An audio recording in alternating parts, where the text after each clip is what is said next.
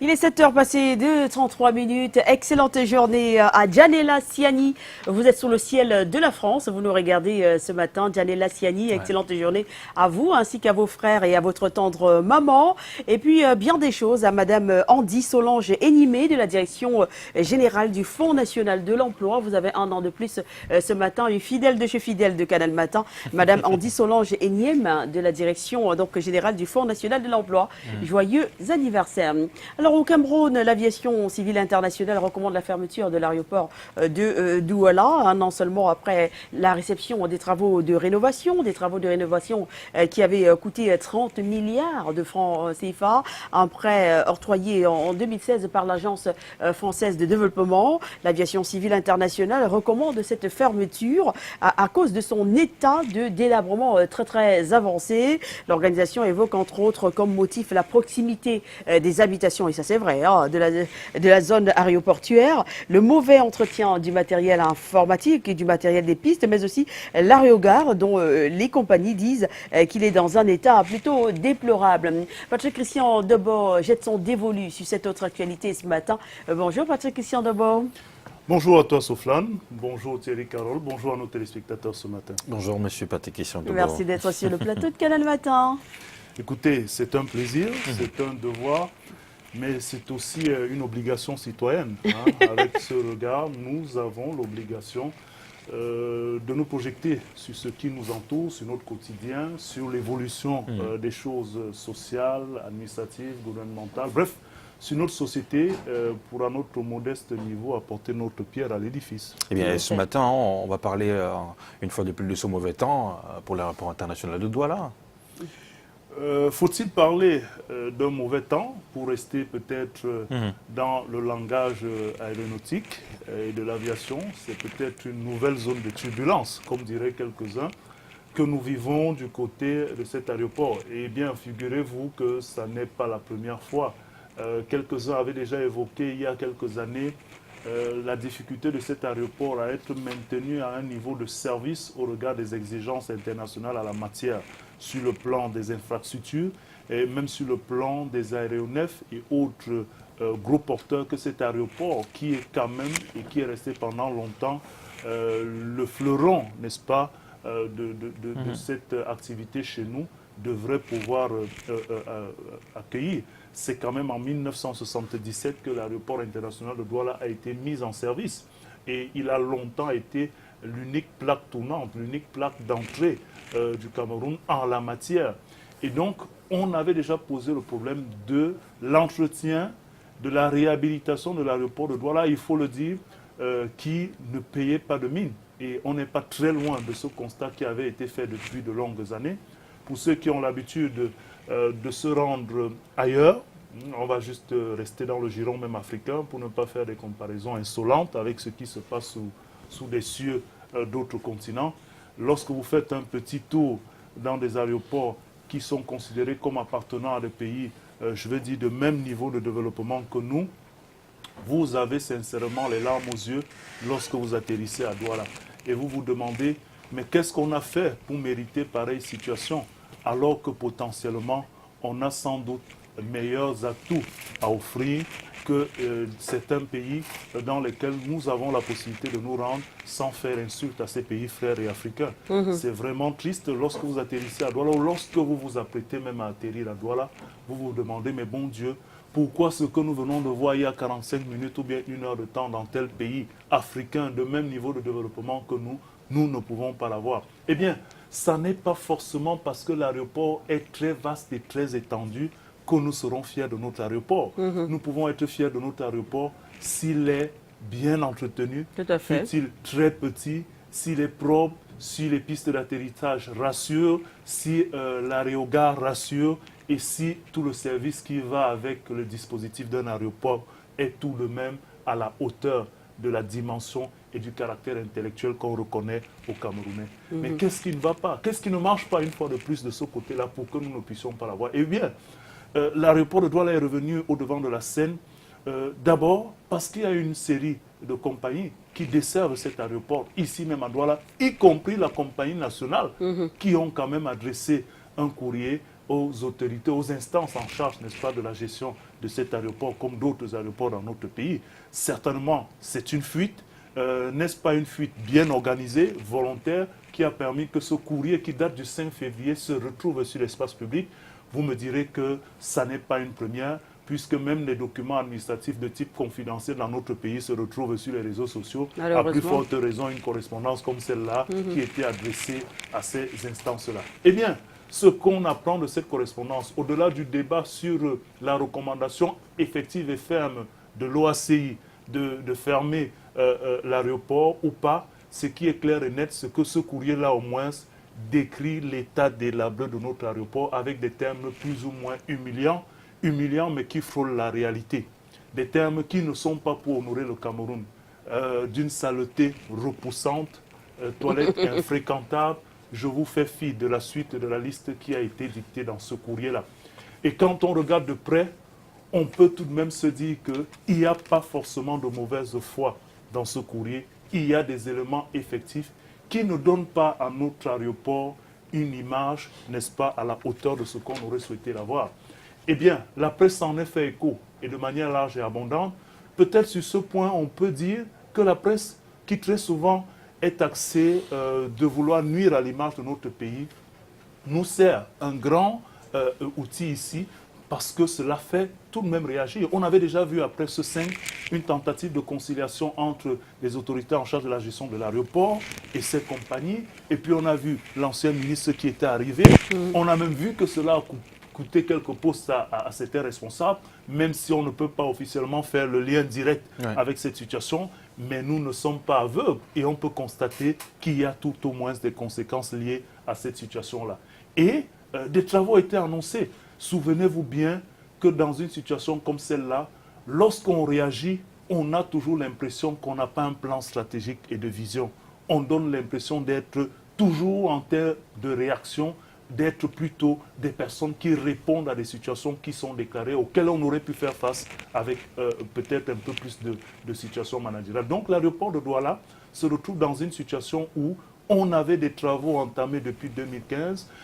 Plusieurs ministres qui se sont précédés, l'ancien ministre des Transports, son prédécesseur, ont fait plusieurs descentes dans cet aéroport. Nous ont annoncé des travaux qui, pour quelques-uns, étaient déjà aboutis. Et puis, au finish, lorsqu'on se retrouve en 2018 dans une même situation, on se demande bien ce qui n'a pas marché du côté de l'aéroport de Douala. Et qu'est-ce qu'il faut faire finalement pour que cet aéroport, qui est toujours annoncé en termes de perfusion, et en termes de financement pour sa réhabilitation, n'arrive véritablement pas à se hisser au standard. Est-ce seulement le poids de l'âge qui ne permet pas à cet aéroport de s'arrimer malgré tous les financements qu'on lui accorde? Est-ce des soucis de management? Est-ce une fois de plus des soupçons de détournement des frais alloués à ces réhabilitations?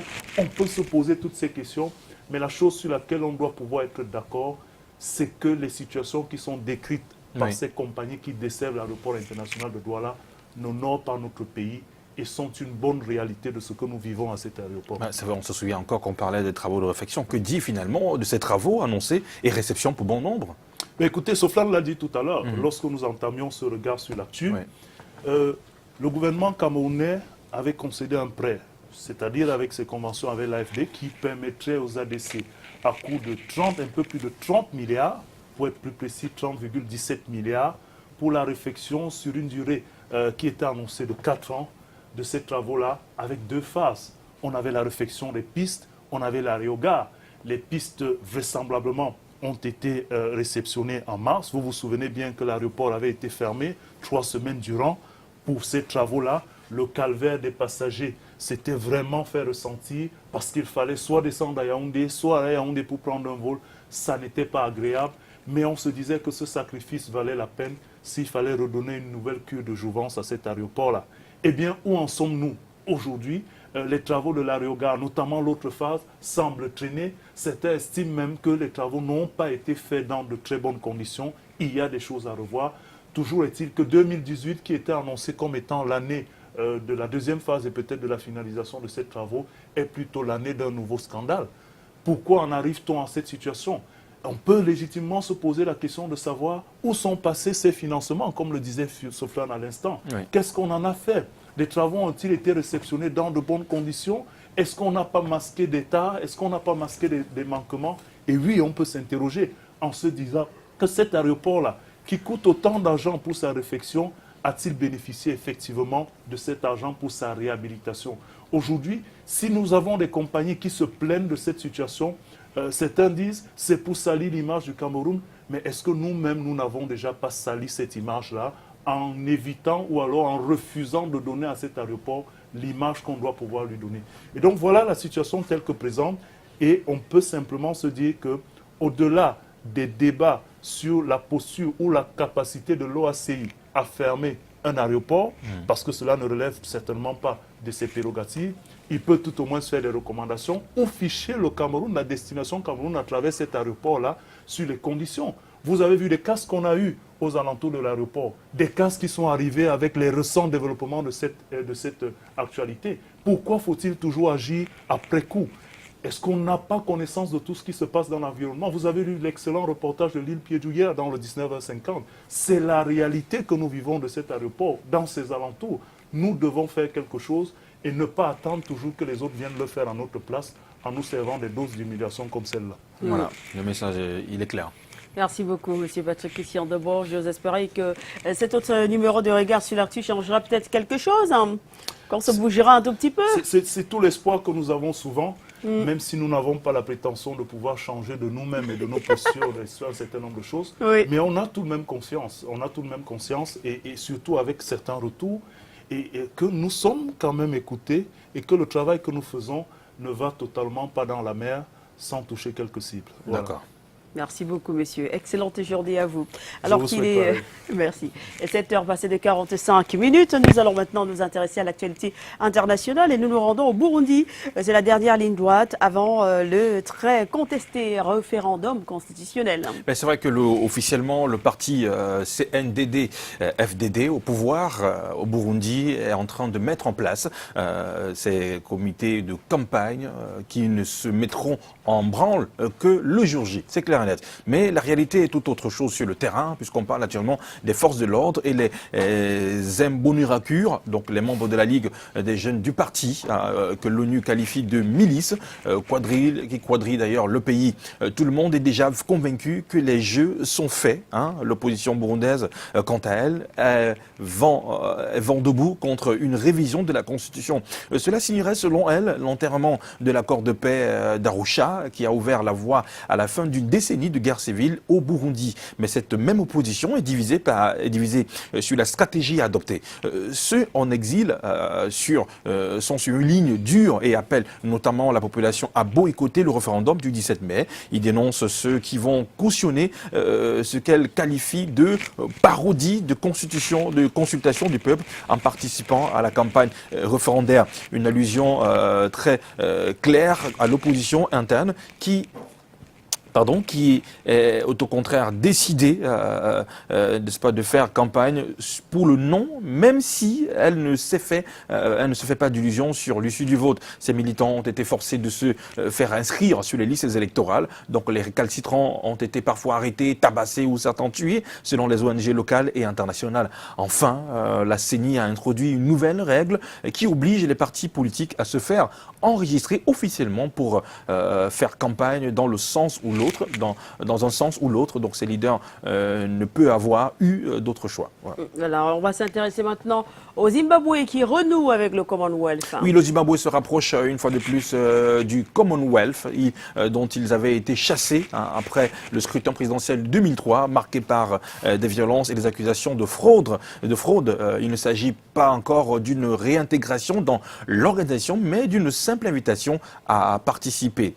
Cette présence d'arrêt au sommet du Commonwealth dénote une volonté de revenir sur la scène internationale, alors que dans le passé, Robert Mugabe avait régulièrement fustigé l'organisation, l'accusant d'imposer les idées occidentales. Le nouveau régime ne peut plus se permettre de rester isolé. Le nouveau président Emerson a d'ailleurs promis d'améliorer les relations internationales et de développer les investissements étrangers au Zimbabwe. Il faut dire qu'il fait face à une croissance faible, un taux de chômage important et à des endettements élevés de la part de la population. Difficile de dire si un retour du pays dans le Commonwealth va l'aider. Donc selon les analystes politiques, il s'agit surtout d'envoyer un message. Faire partie du Commonwealth signale que le Zimbabwe est prêt à adhérer aux règles de l'organisation qui imposent le respect de respecter l'état de droit, des élections libres et des droits de l'homme. Et puis en Gambie, manifestation des proches des victimes du régime Jammeh. Oui, c'est vrai que l'an dernier, les autorités avaient annoncé que les dépouilles des Gambiens tués en luttant pour la fin du régime Jammeh avaient été exhumés, mais leurs familles et amis n'ont toujours pas plus d'informations sur le sort qu'auraient subi ces derniers. Les familles des victimes veulent que la lumière soit enfin faite. L'ancien président est accusé de disparition forcée, des exécutions extrajudiciaires par des opposants et des défenseurs des droits de l'homme. Parmi ces familles, les proches de l'opposant Solo Sandem, figure de l'UNDP, Parti démocratique uni, qui avait organisé une manifestation pacifique près de Banjul le 14 avril 2016. Il avait été arrêté avec une vingtaine d'autres membres du parti, puis amené dans les locaux de la NIA, l'agence des services de renseignement. Il est décédé en détention suite à des présumés actes de torture. De son côté, Moumoudou Alieu Ba, le vice-dirigeant par intérim du parti d'opposition gambien, l'Alliance pour la réorientation patriotique et la construction APRC, fondée par Yahya Jammeh, a déclaré lundi que son parti avait saisi le Bureau des Nations Unies, de l'Union africaine et l'ambassade des États-Unis en Gambie par rapport à l'oppression et aux harcèlements dont sont victimes les militants de son parti. À présent, parlons des frappes en Syrie. L'Union africaine appelle bien évidemment au respect des droits internationaux.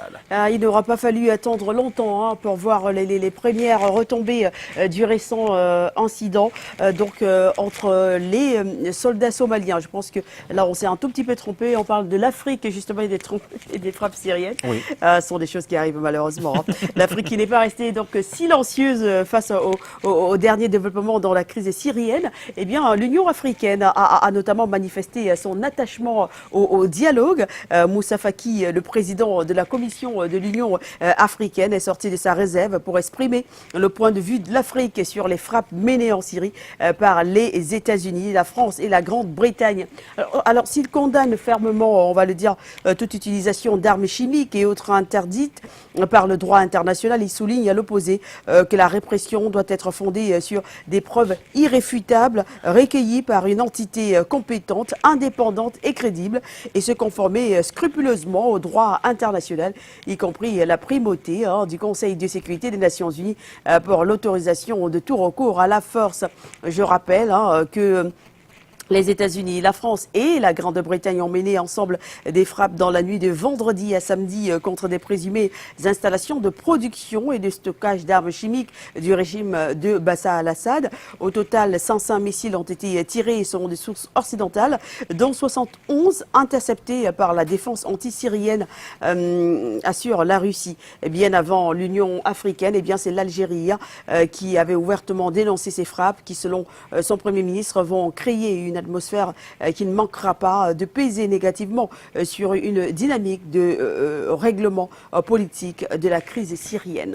La crise diplomatique entre les Émirats arabes unis et la Somalie atteint véritablement des sommets. Voilà, on va s'y attaquer. Il n'aura pas fallu attendre longtemps pour voir les premières retombées justement du récent incident entre soldats somaliens et émiratis à l'aéroport de Mogadiscio. Dimanche dernier, les Émirats arabes unis ont annoncé qu'ils mettraient fin à leur mission de formation militaire en Somalie, où ils détiennent d'importants intérêts militaires et commerciaux. L'élément déclencheur officiel remonte au 8 avril, date à laquelle les Émirats arabes unis ont déclaré que des soldats somaliens ont arraisonné un avion émirati à l'aéroport de Mogadiscio, agressé leurs soldats sous la menace d'une arme et confisqué 9,6 millions de dollars.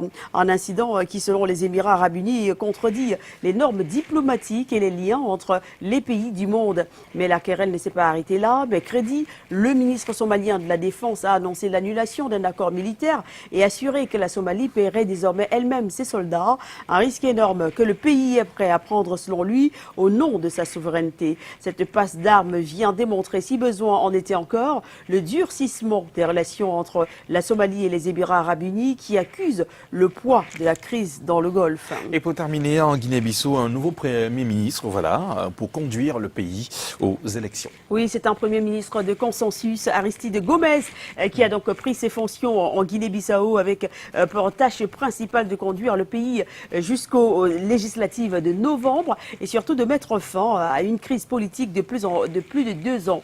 À 63 ans, il succède à Augusto Antonio Artur da Silva, nommé fin janvier et qui, comme ses prédécesseurs depuis la mi-2015, n'avait pas réussi à former de gouvernement, faute d'avoir obtenu le soutien des partis signataires d'un accord de sortie de crise d'octobre 2016, à la grande inquiétude évidemment de l'ONU. Alors la Guinée-Bissau traverse des turbulences depuis la destitution en fin août 2015 par le président Vaz de son Premier ministre, Domingo Simoes Pereira, chef du Parti africain pour l'indépendance de la Guinée et du Cap-Vert. Les deux hommes membres du même parti ne s'entendaient plus sur la direction du pays, notamment au sujet de la corruption. Aristide Gomez estime que la réussite de sa mission républicaine dépendra en premier lieu de la volonté et de la collaboration qui lui seront manifestées par le président de la République et par toute la classe politique. Il confirme que les élections législatives se dérouleront le 18 novembre prochain. Voilà, c'est donc les informations recueillies hors de nos frontières. C'était la page internationale, bien recueillie du côté Yaoundé par le digne fils Mengim, M. Kembou Georges, vous nous regardez ce matin. Et sans oublier tous nos amis qui sont là-bas à la police judiciaire à Yaoundé. On passe bien sûr au commissaire de police principal Babangida, oui, le très nécessaire Babangida, le commissaire principal de police. Sans oublier l'officier de police deuxième grade, M. Philippe Mikalo, et tous les autres, oui, les inspecteurs de police deuxième grade. Ils sont nombreux là-bas qui bossent tous les jours. L'IP2, Mani, Ongla Moïse, Ongolo, Fonga et tous les autres qui nous regardent ce matin. Et toutes nos condoléances à l'inspecteur principal Dietou qui a perdu son épouse. Voilà, c'est un moment difficile au sein de la famille Dietou. L'inspecteur principal, bien, vous avez les condoléances de Canal Matin. Il est 7h passé de 55 minutes et nous allons maintenant retrouver le Bamenda Boys. Ouais.